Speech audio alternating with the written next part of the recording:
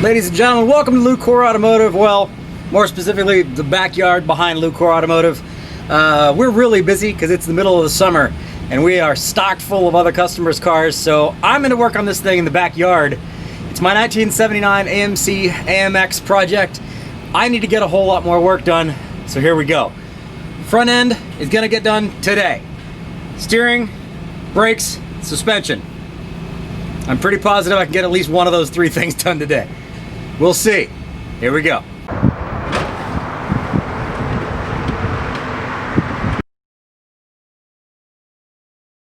So as we discussed in a previous episode, all of this stuff is pretty rotted.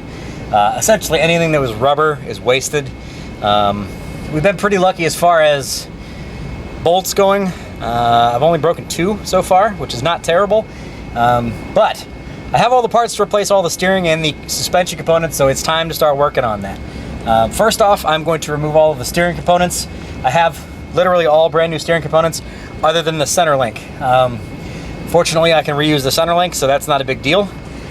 So I'm going to start popping off the tie rod ends, get all that stuff removed, and then we will build the tie rod in, inner and outer, and the sleeve with the new components with the old components, so I know that they're exactly the same length, which should help my alignment not be completely crazy.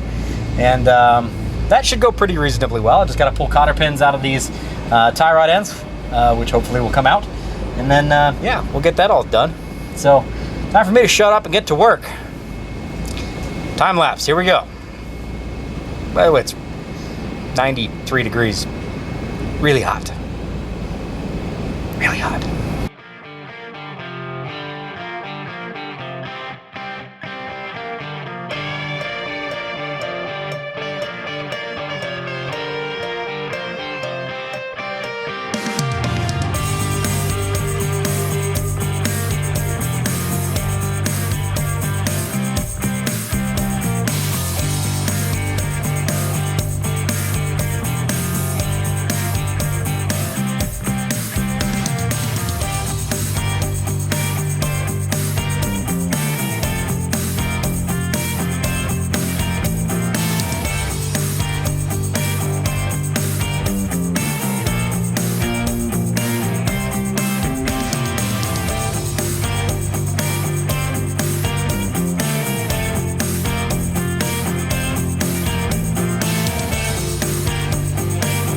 Okay, so we tried to hit it with a hammer method.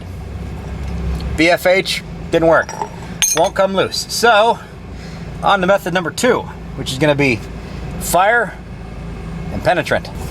Fire and penetrant. So, heat this stud up, and we'll spray it, see if we can get this thing to pop loose.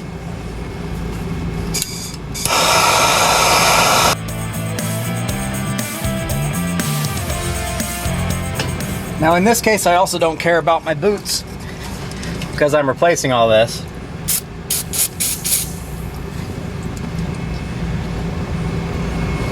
Otherwise, you got to be careful with what you're doing. Chief should come loose.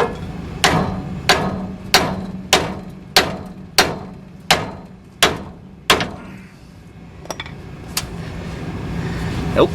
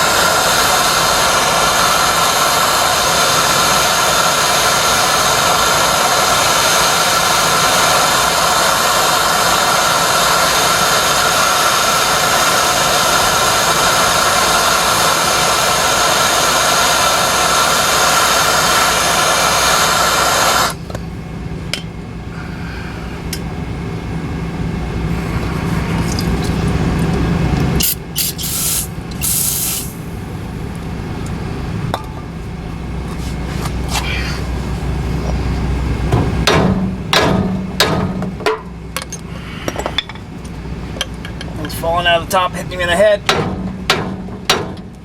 Oh, come on.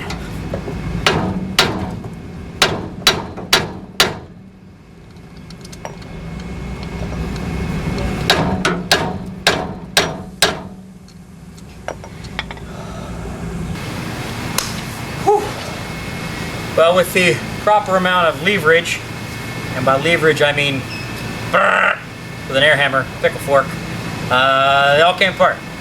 So, good news there. Didn't break anything, even better news. So, we've got inner and outer tie rod end off the driver's side, inner and outer tie rod end off the passenger side, with the sleeves. We've got our idler arm, and we've got our center link. As I said earlier, I do have basically all these parts that I'm going to be replaced, which is what I have right here, other than this center link. This I'm going to have to reuse, but there are no usable parts or using parts on this. No parts that wear out. It's just a solid metal rod with some holes in it. So no big deal. I need to clean this thing up, and then I can begin repainting it so that it's ready to go back in the car. I did leave the pitman arm on the gearbox because I don't necessarily have to replace it at this point in time. Now I do have another pitman arm should I decide to replace it now or in the future. This does have a wear component on the end of it. Ideally I would probably replace it, but it does require you to use a pitman arm puller to pull this off, and then you got to make sure you get it lined back up correctly when you put it on. What I will most likely do is wait for the pitman arm to do that at the very end, get all this stuff assembled first. So pitman arm I do have. These are my tie rod end sleeves that go in between my inner and outer tie rod ends, my outer tie rod ends, my Delphi inner tie rod ends, and my AC Delco idler arm. So, reason I left these things all together, and this is because we hate people who don't do this correctly on our alignment rack, but this is where you get all of your length from, right?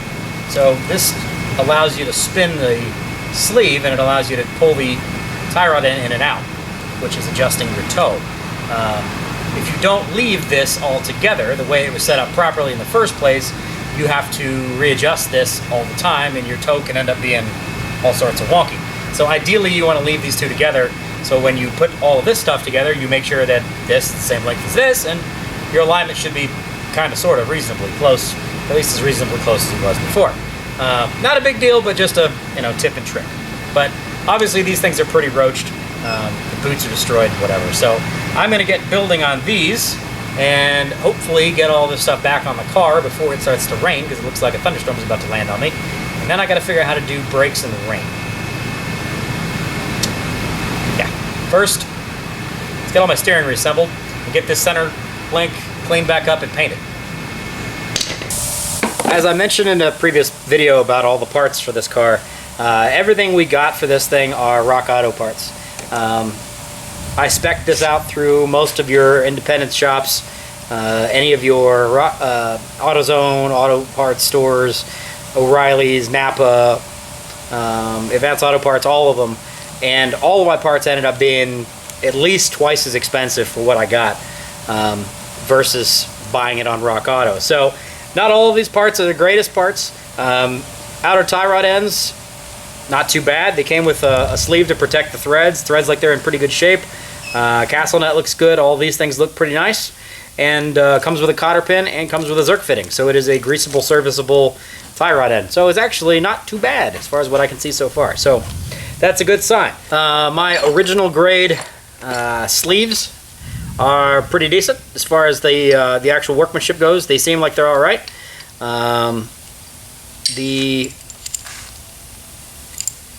The crush collars themselves seem pretty good. They're all kind of cast. They're not painted and shiny, but that's okay. No big deal. But I think we're going to be in pretty good shape. So I'm going to start assembling inner and outer tie rod ends.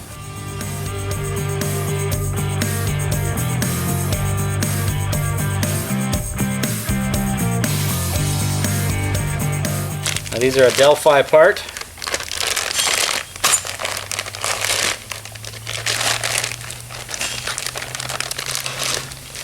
Also come with a Zerk fitting on them, so they are greasable as well. Looks like identical, honestly, construction and the painting as the Mevotex. Yeah, ooh, these come with a silver castle nut. And, yep, also come with a cotter pin. Cool.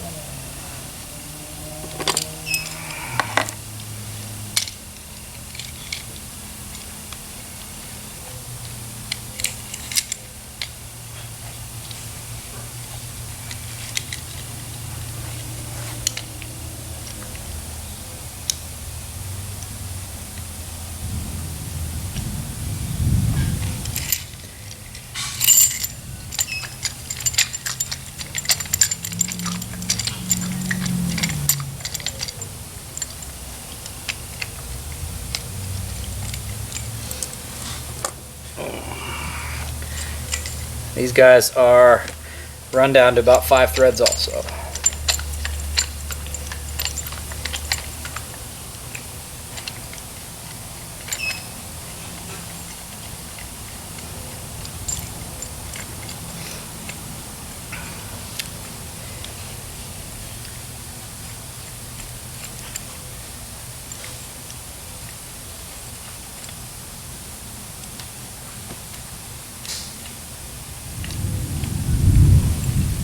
Okay, that is basically the same length.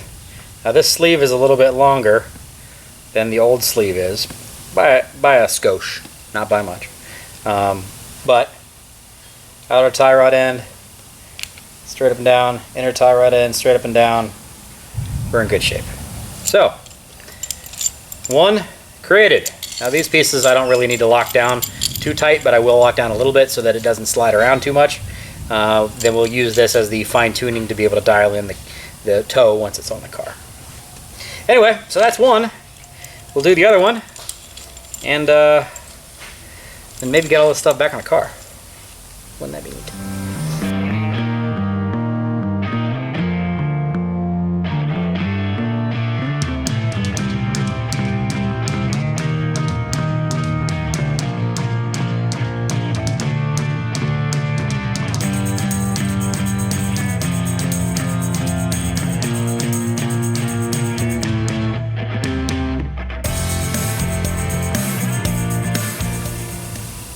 Pretty close.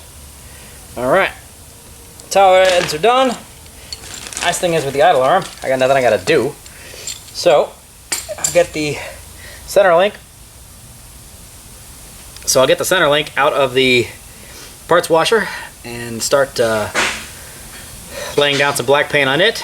And then once it's dry, we can hang the inner tie rod ends on the center link and then hang those back in the car.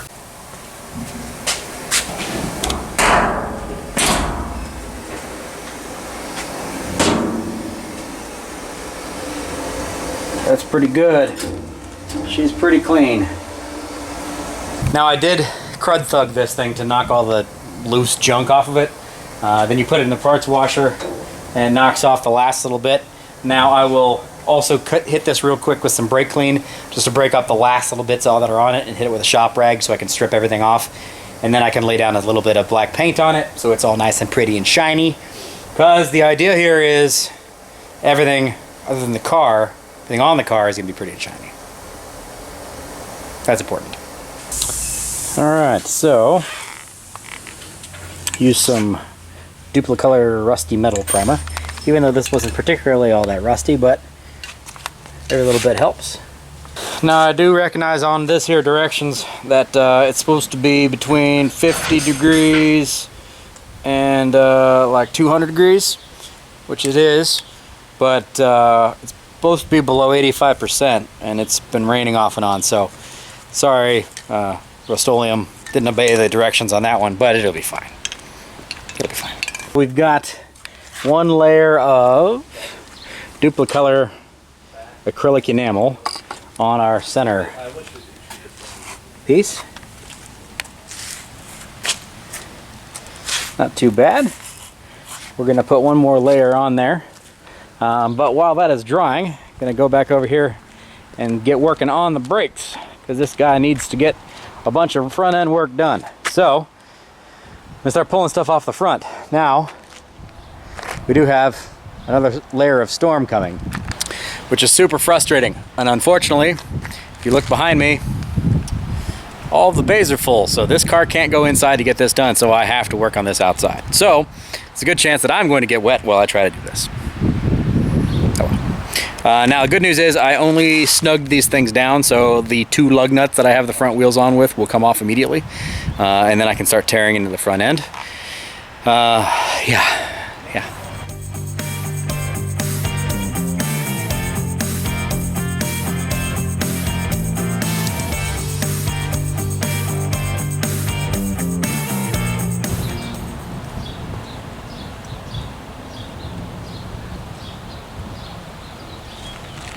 I already hear thunder. I really don't want to have the wheels off this car when it starts raining on me. think I'm going to pull the strut bar off first. Get that thing cleaned up. And then all that needs really is bushed and put back on. And I'll at least have accomplished something more before the rain comes.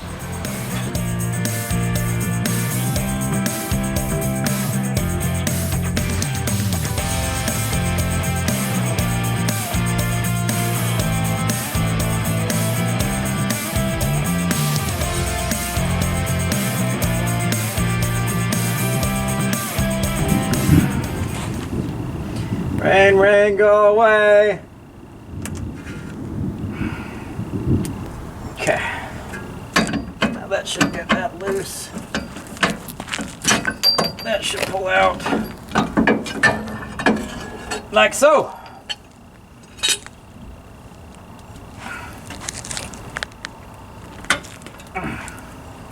Okay. One strut rod out. Woohoo! Clean this thing up. These bushings were definitely not in great shape. As you can see, dry rotted, cracked. And it's one more suspension component we can replace and make better. And I already have the parts here. Okay, so most annoying part of this car so far, this nut. And the shield. This shield. This shield sat all the way down here. And it's threaded, so it doesn't slide up. So you have to spin it out. This nut has to go all the way up there, so I can get this piece off and get my new pieces on.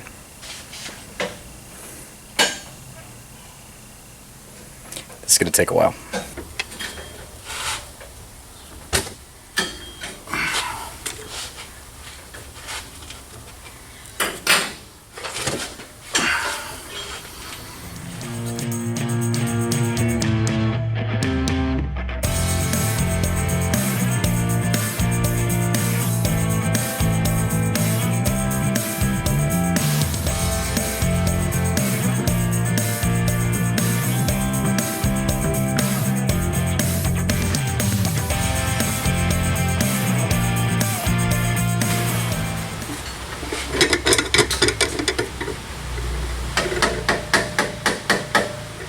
Hot nuts.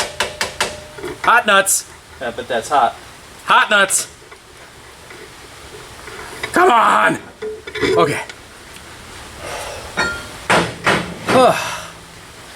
Okay. And now for a 20-minute break.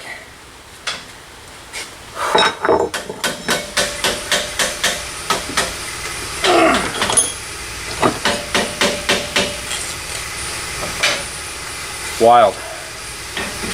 Absolutely wild. No, I am not just making excuses as to why I'm not getting stuff done. Raining.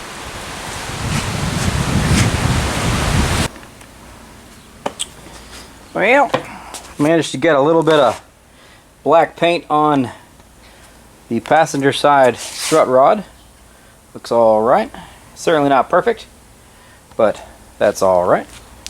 And got ourselves a beautiful evening sunset here. So I'm going to use what time I have while it's nice out and take off the other side strut rod so I can at least rebuild those guys and have those back together.